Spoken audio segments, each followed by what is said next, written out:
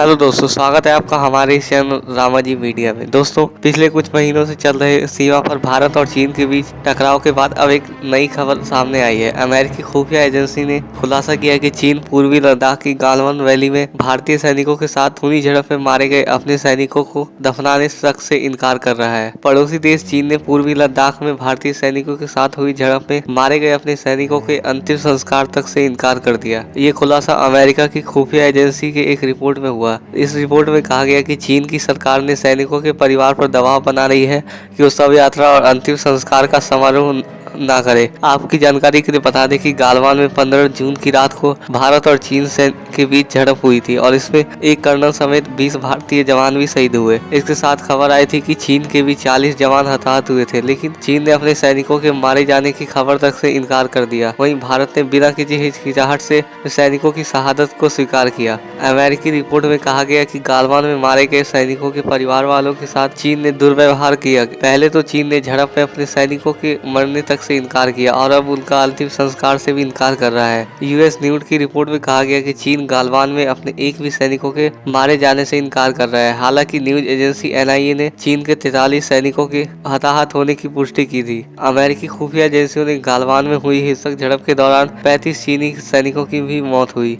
और इस मामले की जानकारी रखने वालों ने यूएस के एक न्यूज एजेंसी को बताया कि चीन के नागरिक मामलों में मंत्रालय में झड़प में मारे गए सैनिकों के परिवार वालों से कहा कि उन्हें सैनिकों के अवशेषों का अंतिम संस्कार नहीं करना चाहिए। ये चीन में क्रूरता की हद है। तानाशाही का ये रूप अब चीन में भी वैसा है जैसा कभी हिटलर और मुसोलिनी के समय हुआ करता था।